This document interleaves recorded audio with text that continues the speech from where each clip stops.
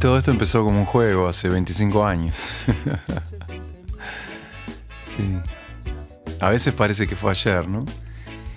Me acuerdo de los primeros shows y fue raro porque era como que ya habíamos tocado toda la vida, ¿no? Fueron grandes pruebas. Y ahora festejamos 25 años. Reggae music I can feel and move and groove. Qué sé yo, festejamos seguir cumpliendo estos sueños que siempre tuvimos, ¿no? El hecho de que este jugar se convierta en este proyecto tan serio, ¿no? Que son los Cafres.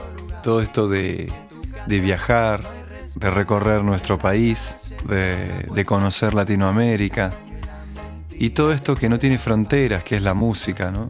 Este idioma tan fantástico con el que nosotros nos vemos compartiendo nuestra vida, este mundo de energías sutiles, este mundo de ilusiones y de concretar sueños, de concretar en melodías y en letras y en acordes y en arreglos las emociones.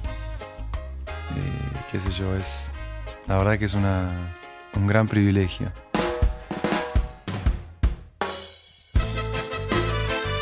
Y sí, a veces parece que 25 años no es nada. Y 25 años es toda una vida también.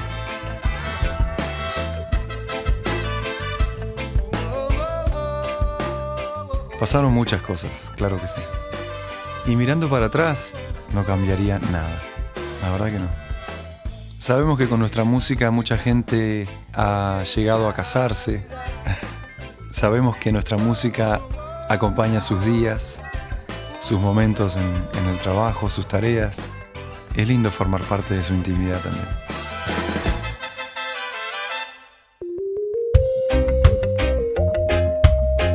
Ustedes son nuestro mar de amor, los que comparten su vida con nosotros. De sótanos y pubs o bares a festivales enormes de muchísimos miles de personas. Nosotros somos lo mismo, somos esta flecha que atraviesa un poco el tiempo, ¿no? ¿Qué es el tiempo? ¿Qué son 25 años? 25 años es toda una vida. Pero también 25 años no es nada. Gracias. Cheers.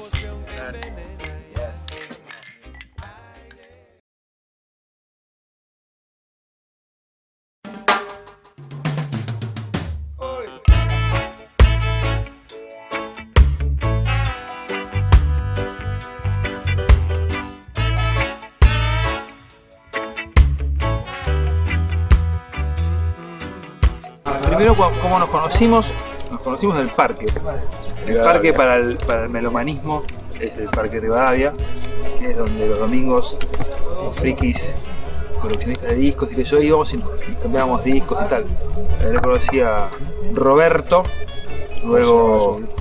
luego apodado El Roba, cambiando de discos casualmente, y yo estaba empezando un poquito a escuchar reggae, pero no le casaba mucho la onda. Y él ya lo tenía re clara con el reggae. Y bueno, y escuchábamos mucho New Wave y XTC también. Era la época, sí, New Wave. Yo venía del jazz antes, pero ya me había podido. Pero vos estás a full con el reggae inglés, y con Black Uhuru, pero con Matumbi, Linton. Sí. Y él me pasaba esos discos, y bueno, cassettes y qué sé yo. Y yo en el 85 empiezo a tener mi novia, y mi novia era la hermana Guille. Y Guille era Japan Rock. Y empecé un día a traerle discos de reggae, música reggae, y Guille se recopó. Y entonces, delirando en la casa de Guille, que se podía hacer todo lo que en mi casa no se podía, hacíamos que tocábamos. Había una criolla ahí, Guille agarraba el mango así, hacía un chop sin tono, ¿no? Y latas de bombones y agujas de tejer. Entonces Guille un día viene con la idea de hagamos un grupo. Yo le digo, como siempre, bueno, estás loco.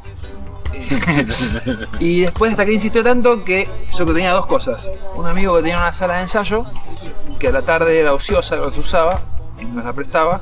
Y un amigo que sabía tocar un instrumento, que era él. Entonces ahí y empezamos yo. así, y Guille chop, chop, sin tono, y él salía a tocar. Y así empezamos. Y terminó el ensayo y Guille dice, ¿y si hacemos una banda? Y yo, estás de pedo. Y aquí estamos.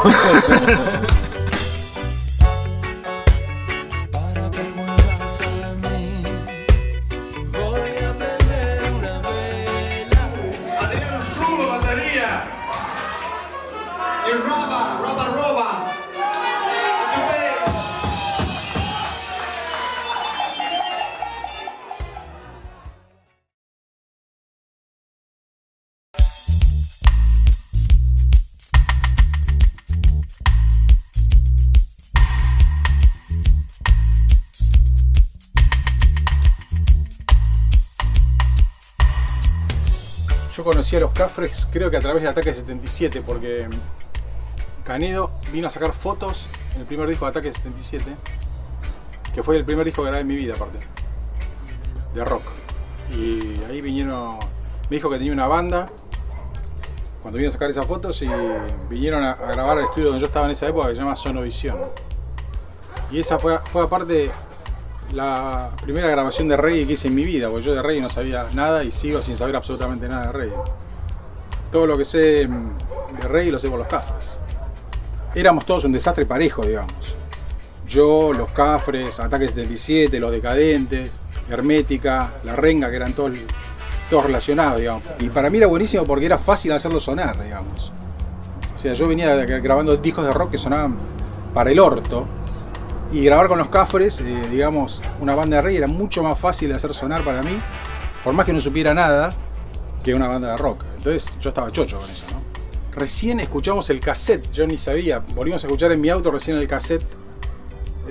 Sonaba bastante bien, te digo, yo era un desastre grabando. Como te decía, éramos un desastre parejo todos. Pero la verdad que suena bastante bien. No, lo que hiciste caso porque no querías.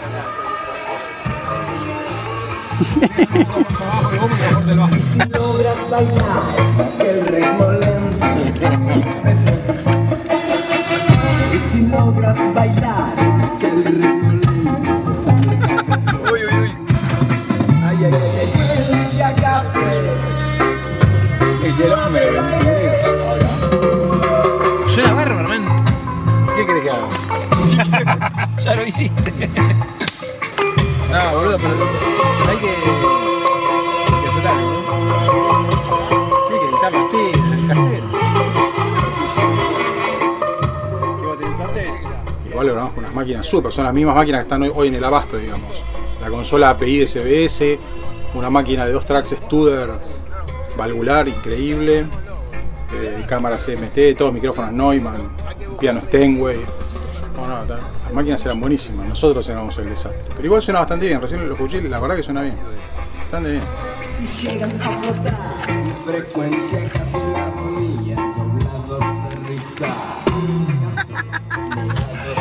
Me acuerdo de...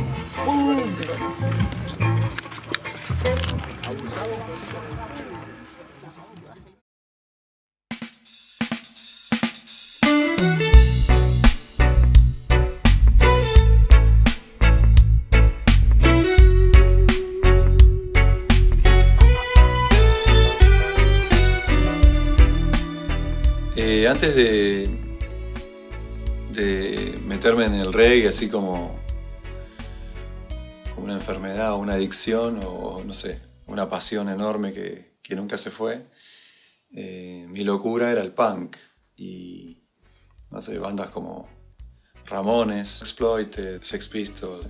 Yo creo que de ahí viene un poco que me prenda mucho el ska y me gustaba mucho ir a hacer pogo a los shows de los Cadillacs.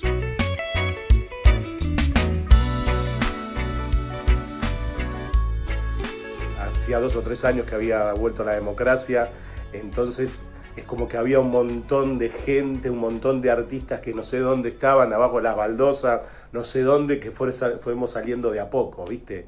Como que de a poco había más lugares para tocar, de a poco había más lugares de conciertos, y la verdad que el recuerdo que tengo de esa época es el mejor. Era una época artística muy alta, porque en todos los sótanos, en todos los lugares había gente haciendo algo. En una escena que era incipiente, que claramente en el momento no nos dábamos cuenta, surgieron muchas bandas.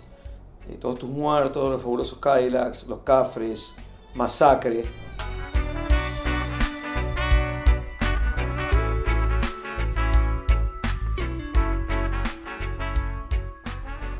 Conozco a Guille desde antes de Los Cafres, frecuentábamos los mismos lugares, las mismas tiendas de discos, los mismos clubes nocturnos, y me invitan a tocar a Los Cafres, el que era el bajista original de Los Cafres, de Roba. Y a partir de ahí se fueron sumando músicos, como por ejemplo Ariel Müller en teclado, que era un gran músico. Tuvimos el honor de tener un tecladista que era músico, nosotros éramos unos soquetes. Y después Tendón, que también sabía tocar un poco la guitarra. El negro, claro.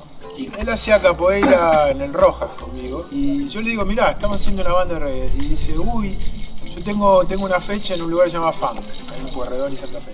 Tercer piso. Tercer piso. Y nada, le invitamos a un ensayo y se sumó ahí. No me acuerdo bien la época, pero Claudio entró a comienzo y él era un amigo que teníamos de lo que era la movida en sí. Él tocaba en Mercado Negro, ya con Gonzalo y estaba Pedro, que es nuestro ingeniero hoy, era el guitarrista y cada uno le fue imprimiendo su estilo y su importancia, ¿no? Gustavo también sabía mucho más que yo, seguro. Él sabía hacer acordes, yo era un desastre, sabía algunos acordes nomás. Y nada, se fue haciendo cada vez más interesante. La semilla estaba plantada y empezó a crecer. Después vinieron los vientos, que eran los vientos de los Decadentes. Vieron que los Decadentes teníamos instrumentos de viento y nos vinieron a proponer. En esa época estaba ahí un saxofonista y estaba yo, que si queríamos participar en una banda de reggae. Y me acuerdo cuando me lo vinieron a proponer, me encantó la idea. Es más, yo lo tuve que molestar al saxofonista para que me acompañara, porque en esa época andábamos los dos así tipo siameses por todos lados. El show del 17 de octubre del 87 es el primer show en vivo de Los Cafres. Y en ese show cantaban mis hermanas y otra amiga de ellas, Viviana. Y cerramos los coches y empieza en la esquina. Bueno, ustedes ahora tranquilos, cool, muy tranquilos, nadie se ponga nervioso. Y estábamos todos nerviosos, porque tenían que sentar cada cual en su lugar. Y yo cuento cuatro, estábamos todos tranquilos. Y él tenía la mano así. Yo vino el bajo y no sonaba. Tenía la mano así. A los 30 segundos me salió la primera nota. No, estuvo buenísimo, estuvo mortal. El sueño nuestro era sonar.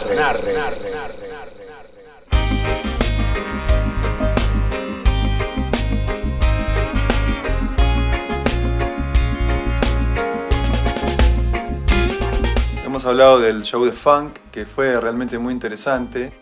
Fue especial porque fue nuestro debut, pero parecía que ya veníamos tocando toda la vida. Después, bueno, el de la Facultad de Medicina, con Los Decadentes, que estuvo mortal. En esa fecha tocó Juanchi Baleirón, la guitarra. También un gran honor, que era compañero mío en Los Pericos. Recuerdo mi participación con Los Cafres como algo muy difuso. Pero la recuerdo muy intensamente. O sea, mi cabeza no se acuerda mucho, pero mi corazón sí. Como te decía, era el inicio de una nueva música, que era reggae, cantado en español, reggae roots, cantado en español, con letras muy impactantes y emotivas, con un gran concepto de la melodía por parte de Guille y de las letras. Sergio fue una gran influencia para nosotros, fue un incentivo muy grande. Que un artista consagrado de un grupo tan importante como los Cadillacs se fije en Los Cafres, ¿no? y sea como una especie de fan de Los Cafres, nos hace sentir muy bien. Y fue nuestro caño estable, ¿no? Los Cadillacs eran nuestros vientos en el final de la primera época. La base de Los Cafres, que en ese momento era el Roba y Adrián Canedo, nadie había tocado así antes en español. Y Roberto tocaba con un bajo con 3 cuerdas, porque no necesitaba la cuarta. Ah, pará, hay algo interesante que no contamos. El Rasta Fime. El Que era un bajo de Ecuador. El de Un Ecuador. Fime de Ecuador blanco y le pusieron los Contact, ¿no? Sí. Rojo, amarillo y verde. Y lo interesante es que tenía 3 cuerdas. 3 cuerdas, o sea, no tenía el sol. Y mucho tiempo tocamos así, casi un año prácticamente. El primer show seguramente. No sé, no me acuerdo bien la cronología, pero hubo un show muy importante que fue el de la Manzana de las Luces, que se conoció como el Jazz Picnic. Y en ese show participaron digamos, los máximos exponentes de lo que era el reggae under, ¿no? Y no tanto, porque por ejemplo también estuvo la Zimbabue, que tenía disco, estaba Todos al Obelisco también, que tenía disco, Bombo Clat, que era una de las mejores bandas que había acá en Argentina. En ese festival uno podía encontrarse con gente como Luis Alfa, que más tarde sería el líder de Resistencia Suburbana, como Mariano Belgrano, que bueno, después más adelante forma parte de la movida del reggae hasta el día de hoy. Lo recuerdo con alegría, recuerdo haber participado, no sé, en un festival en la Manzana de las Luces, un festival en la universidad, creo que era en la Universidad de Medicina, que compartimos los Decadentes y los Cafres juntos. Me acuerdo un montón de ir a ensayar y la celebración era justamente juntarse a ensayar, no había mucho más que eso. Era toda una onda, ¿no? Como descubrir el reggae y el sueño nuestro era sonar reggae. Sonar reggae era como una cosa mística, que no sabíamos cómo se hacía. La meta nuestra era muy alta y eso quizá era un incentivo muy grande, teníamos ejemplos muy buenos, ¿no? Nuestros ídolos eran gente muy grosa. Y lo loco es como nadie tocaba reggae, Los los que le gustaba el reggae venían a ver y decían, uy, suena reggae. Bueno, al final tenemos unos shows bastante lindos. Final digo porque hubo un impasse, ¿no? A fines de los 80, el año 89, yo me voy a vivir a Canadá y tenemos un último show en el Paracultural. Tenemos nuestro último show en el año 89, que es una gran celebración para nosotros porque si bien la movida era chica, había una efervescencia muy importante. Sí, es increíble. Porque además cuando empezamos con los cafés el reggae no existía. No existía la escena. La verdad que no me orgullo decir que la escena la armó el grupo, la armó los cafés, ¿no? Y ahí es como que pudimos celebrar nuestra pequeña existencia, nuestra incipiente existencia. Fue un lindo cierre para esa etapa, muy emotivo, por cierto. Ha sido un gusto estar con ustedes, muchachos. Gente paraculturálica. Bueno, este tema es para boletos que se van para lejos. Hoy es la despedida de los cafés. Qué bonito. Y por ahí no vernos también. Bueno, una más.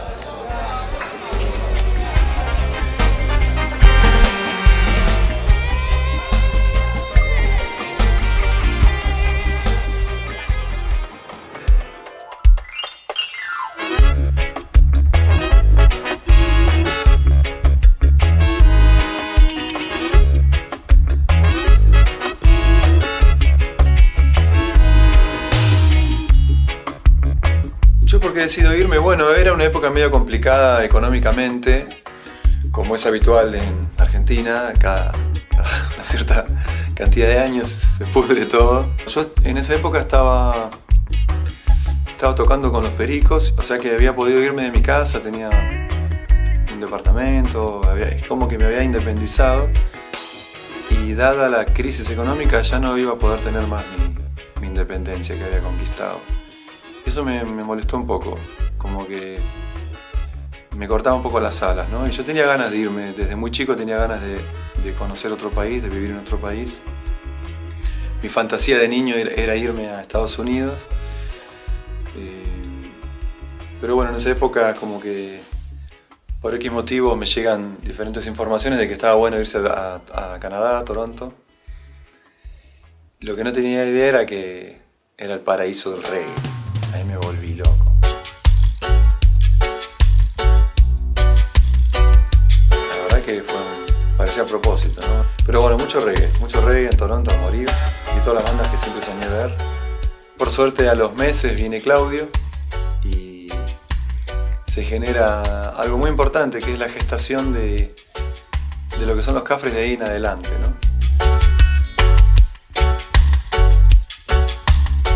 Bueno, Canadá fue una experiencia para mí fantástica. Pero musicalmente fue mucho más importante.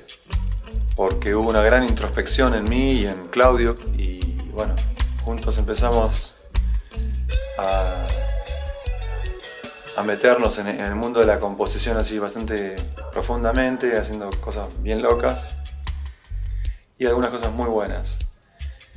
De esa época sale El Romano, que es en los fines de nuestra estadía en Canadá, que yo estuve 2 años y medio más o menos. En un momento me compro una portaestudio y empezamos a grabar en multipista con Claudio. Y nada, era increíble. Ya tener multipista ya era increíble, era un flash. Y antes de la multipista pasamos de un grabador a otro. grabador a otro. Olvidate, hacíamos nuestra propia multipista. No nos frenaba nadie, no teníamos batería, no importa. Caja de cartón, pum, Claro. pa. Sí. Esto da vuelta, era tacho. No traje las Hazlo tú cassettes. mismo. Los Tengo los originales. Qué bueno. Nosotros estábamos allá y nunca pensamos que los Cafres se habían separado o algo así. Quizás los chicos que estaban acá flashearon un poquito eso, como que los Cafres ya fue, no sé qué.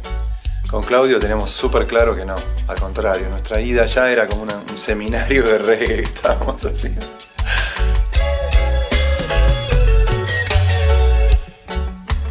Y nada, nos enfermamos cada vez más con todas las pilas para volver con los Cafres, que era nuestro sueño, ¿no? Y así fue, volvimos en enero del 92 y bueno, juntamos un poco ahí la banda con la diferencia que ya Roba no estaba, ¿no? Ese impasse que tuvimos los Cafres genera que Roberto se vaya a Chile a probar suerte y le va muy bien y no se vuelve nunca más. O sea que los Cafres ahí perdimos el bajista original. Cosa que fue muy difícil porque su impronta y su forma de tocar fueron únicas, fueron fundamentales para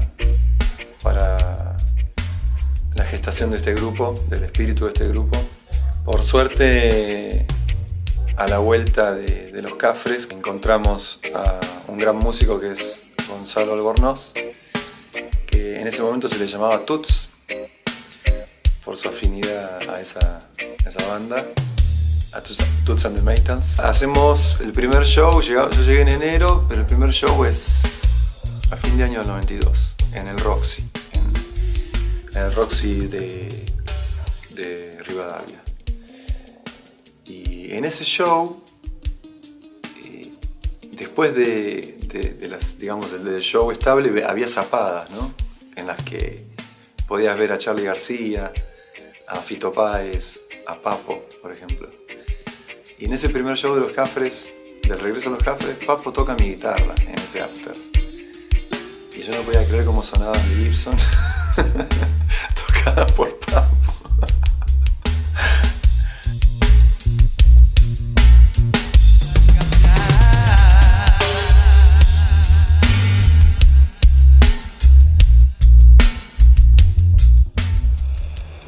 Pero acá está la API de Álvaro, seguro que es el segundo demo.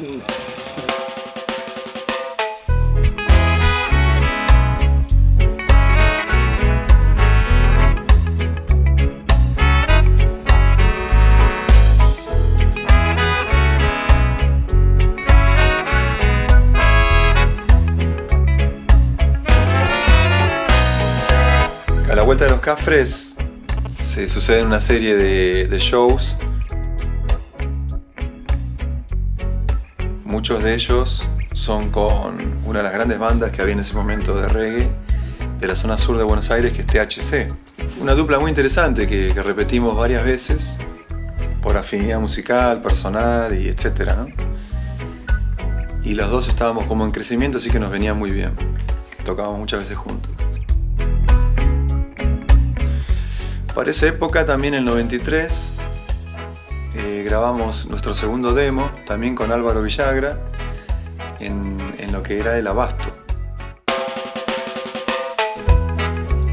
donde había una versión de La Llanura, un tema que se llamaba Roba, que es Hasta Cuándo, que después se grabó en el primer disco.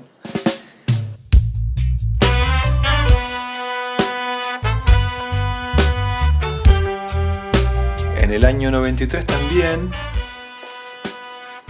participamos en un show muy importante que es el Reggae Sunsplash, que se hizo acá en Obras. Y en ese momento la gente de DBN tenían en su catálogo a toda la discografía de Rush Records y Heartbeat. Entonces, bueno, nos vieron en Obras, les pareció interesante. Era nuestro momento para grabar. Firmamos con DBN, grabamos El Cielito. Y tenemos la fortuna increíble de que DBN tiene la buena voluntad de pagarnos la mezcla en Jamaica con quien nosotros querramos. Y elegimos a Errol Brown, que era nada más y nada menos que el ingeniero Bob Marley, entre otros, ¿no? El sobrino de Duke Reed. Y él había grabado discos como International Herb y toneladas de música que nosotros amábamos, ¿no? Así que nada, era increíble. Bueno, fuimos a mezclarlo allá, una experiencia fascinante, ir a Jamaica de por sí y trabajar con estos monstruos, ¿no? Y que te digan en el primer disco que Errol Brown, que que en apariencia es una piedra, ¿no? Que te diga, no parece un primer disco, parece un tercer disco o algo así, o tercer o cuarto disco. Nosotros, wow, qué piropo nos tiraban. Después de Frecuencia Cafre, grabamos en el año 95 Instinto, y en esta oportunidad lo viene a mezclar Jim Fox, una bestia, ¿no? Un gran técnico, un gran ingeniero de Estados Unidos, un blanco con cero aspecto reggae y toda la data, todo era la mejor onda y buenísimo. Ese disco, a los 15 años de haberlo grabado, sale votado el mejor disco de reggae nacional por la Rolling Stone, o sea, por músicos argentinos. Y bueno, nada, se lo comenté a Jim Fox cuando vino a hacer El Paso Gigante y dijo, ¿qué? ¿15 años después? ¿Cómo se acuerdan de ese disco? Evidentemente algo significó, ¿no?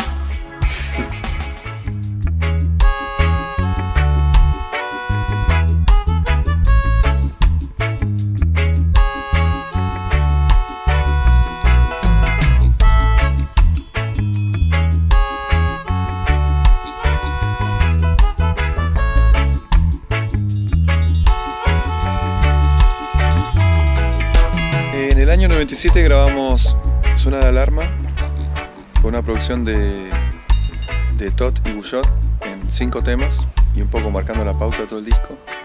Un disco muy importante, hecho por Álvaro Villagra. Yo creo que ahí encontré una forma de cantar más cómoda, donde me sentí un poco más... donde me encontré un poco mejor. Para mí es el primer disco en donde empiezo a cantar como con más naturalidad, como cantante, ¿no? Bueno, es un disco que afianza un poco más a los Cafres en lo que es la escena local.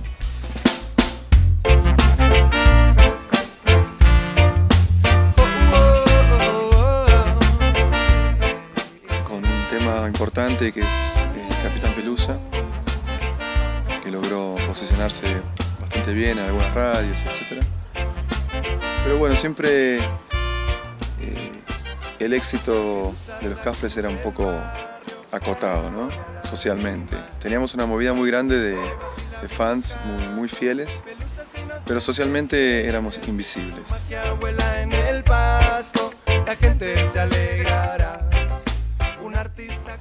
Después de Zona de Alarma, en el año 98, Adrián Canedo decide irse de la banda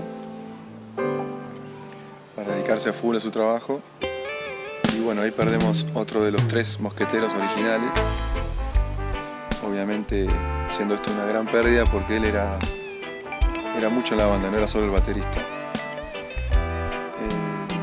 entra Cebolla, Sebastián Paradisi. Y él viene siendo muy joven de un paso inmediato bastante fructífero. Él había estado tocando con bandas de ska y reggae como Oxidados, Satélite Kingston y nada más y nada menos que Rhythm.